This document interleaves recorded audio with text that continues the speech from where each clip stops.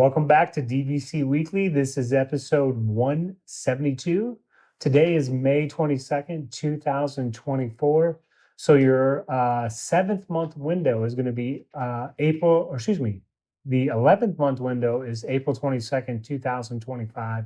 And the seventh month window is December 22nd, 2024. So you have 8 or 9 days to decide if you want to make that reservation for Vero Beach to jump in the pool on New Year's Eve. For the record, this is broker Jason Erpelding from Buy and Sell DVC, and I'm the owner Scott Ferrioli from DVC-Rental.com and BuyandSellDVC.com. You ruined the one little intro I have. I switched the order. That's okay. Keep going. Enjoy. So if you want to make that reservation for Vero Beach, you got 9 days to think about it. I haven't checked the calendar to see if it's available. Hopefully it is. And then we're going to jump into the buy and sell side of things since I messed up the intro there. And basically we asked the question because one thing that people want to know is, how many points should I own? And really there's no, of course it's going to depend on how you vacation, the size of room that you want, the number of nights that you're staying, the resort that you're staying at, because the point charts are different for each resort and of course different for each size room. So we asked the question, I am a DVC owner and I own, and the choices were 50 points or less, 51 to 99 points, 100 to 149 points, 150 to 199 points. And I'm just going to stop there. So between 0 and 199 points, 33% of the people own in that range, which is really, I would actually expect it to be a little bit higher. But that's what I was expecting to be because a lot of people, they own under 199 points because that's going to satisfy their needs however they travel, whether it's once a year or whether it's every other year or every third year. And then between 200 and 249 points, it was 18%, 250 or more, 12%, 300 or more, 15%, 400 or more, 18%, 900 or more, 1%, 1,000 or more, 2%, and 500 or more, 1%. So as you can see, it's, the number of points is all over the board. You don't really want to, the best thing to do when you're looking to become a DVC owner is if you know the resort that you want to stay at, look at the point calculator, plug in your check-in, plug in your checkout date for a vacation that you might do, see how many points it is for that time, and start with that base. And of course, if you own extra points, that's not going to be a problem because you can bank points, you can stay an extra night the next year, you can rent out points with DVC-Rental. So you have all sorts of options, but don't get caught up with comparing yourself to another family. Well, they own this amount of points, we need to own that. It's it's whatever. That's the beauty of Disney Vacation Club. It's completely customizable. And truthfully, after you travel for 1 year or 2 years, you might realize you need more anyways. I think that's what happens with a lot of people is they buy their first contract, they travel a little bit because odds are they're not going to do the same exact trip every single year. They're going to do different things. And a lot of people they call it add-on-itis because most people get it. You buy your contract and you want to add on at some point because you realize, I want to, instead of just doing studios, I want to go up to the one bedrooms because they're more comfortable, or I want to add an extra trip over Halloween. And again, as Jason said, what's great is the flexibility is that, you can borrow in, you can bank them, or, you can add on at any time and use them all together because every trip is different and you're not like you're locked into one resort. You're able to go to all different resorts and everything has different point values. So, every trip is going to be much different than the one prior. So you never know where you're going to be. But, by looking at the point calculator, that will at least give you a good base value on what you probably should originally own at. And if let's say you get to 400 points, and if you do it by, buying 150 and then buying another 150 and then buying 100, it also is going to help you because then if you get later on in life where you're not using as much, you could then strip down. You can say, okay, let's sell this 150 point deed rather than if you had bought a 400 point deed, now it's now or nothing on that 400 point deed. So a lot of times people look back and they say, well, I'm glad we did it this way because it allows you, again, more flexibility to sell off deeds if you want to downsize the number of points that you own. Yep. And now we're on to the food review of the week. Come here, I'm gonna eat you! Get in my belly! So I've been back from Disneyland for around 2 months so far, and I'm gonna try to pepper in some Walt Disney World foods also, as I still have a lot more from Disneyland. Today's review is the Rapunzel Sundae, which is at Magic Kingdom. It is a shortcake with Dole Whip lemon berry soft serve, topped with berry compote and sugar flowers for $8.29. This was really, really good. My wife got this. She tried one thing, I tried another. I was at Friar's Nook, and she got this. My wife thought this was fantastic and would eat this every single trip. I thought it was refreshing and sweet with nice texture from the shortcake underneath. So it wasn't like it was just eating like a Dole Whip. You had the texture from the shortcake, which was really, really nice. I would definitely get this again. I give it an 8.4. Plus also the presentation on it was really, really nice. It's got nice colors on it. It's bright and purple. I'm sure kids, boy or girl, would absolutely just love the way it looks also. So great option to have, 8.4. Also be nice and refreshing during this. And these holidays. where'd you get this at? I don't remember. Oh, okay. I was at Friar's Nook. It's right next, which one is right next to Friar's Nook in Magic Kingdom. I realized on here I didn't have it. I was like, just don't let Jason call me out on it. I forget what's right next to Friar's Nook. Well, I figure, these people are sitting and waiting for the food review to run off and get it. So we left them hanging today, I guess. I will We'll just have to Google the Rapunzel Sundae. In the notes below on this, I will put exactly where this was from. So I can't remember. I'm drawing a blank right now as I'm sitting here. What's right next to Friar's Nook that had this?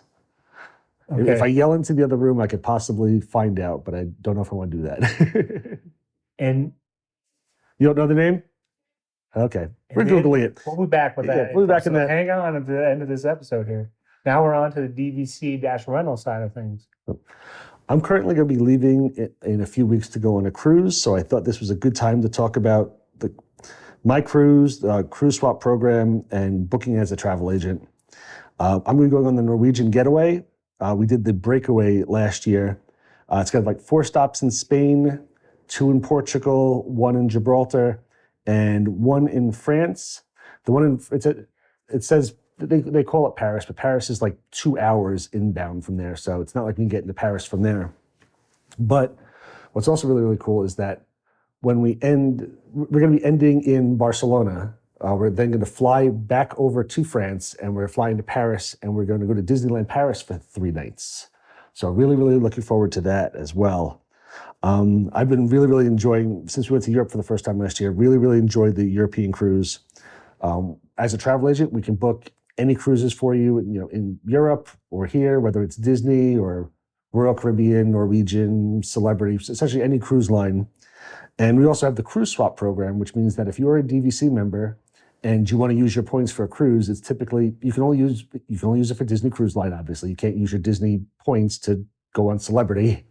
But what we do is we can rent out those points for you because it's such a bad value to use them for a Disney cruise. And Disney cruises are also really, really expensive. So we can rent out your points for you and take the money that we get in cash, you give some of that back to you, or then we can go and we can book the cruise for you. And then any of that money that we use for the cruise line, we don't have to 1099 you for. So it could also help you on your taxes as well. So there's also you've got the flexibility of picking any cruise line that you like, and you also get a tax break if you do the cruise swap program with us. So where is the shop? Wait, I got to ask a question though. I forget on this. What was it? That's right, Storybook Treats. Sorry, Storybook Treats is the shop. There we go. Go on. I forget. Did you go on the ropes course on the Breakaway? Did you have the ropes course or no? No. I think the ropes course was. Oh, did they close the rope? I think they might have closed the ropes course. Was it too windy? I think they were actually permanently removing it from the Breakaway. I'm not sure if it's going to be on the Getaway or no. I believe it is. Ropes course is still there, I'm being told as well. You didn't go on the ropes course? I did not go on the ropes course. Did your kids?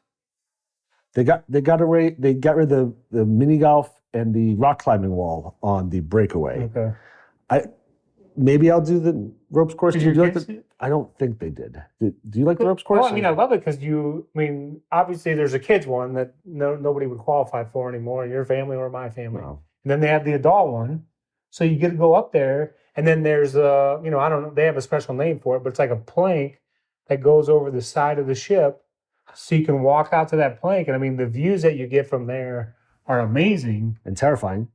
You have to walk the plank. Well, of course, I mean, you're I know you're strapped in, attached. but it's still. But I love I love the ropes course. And then did you go on they have 2 water slides where they're like in a tube. And they drop. press- The yeah. floor drops. Did you go on those? We did not. We did.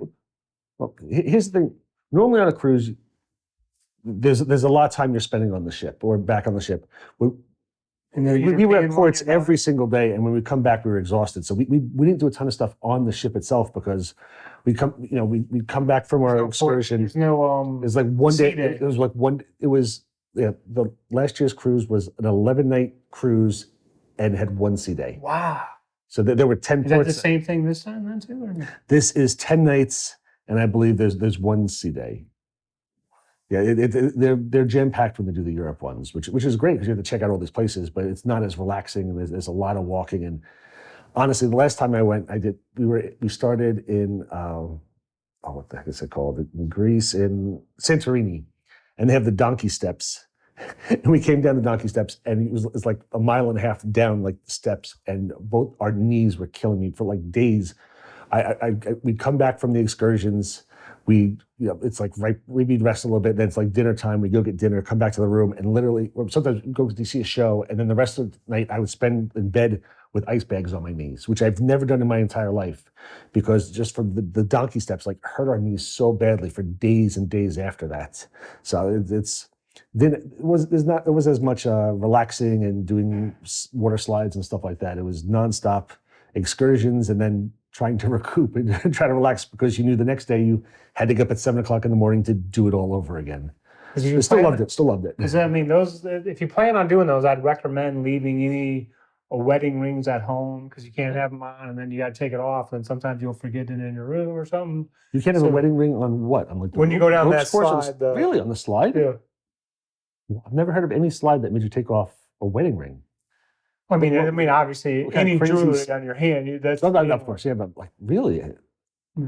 I've never heard that before. It must be 'Cause a pretty intense slide. I mean, I think it has to. You just don't want it to get caught on something. I guess.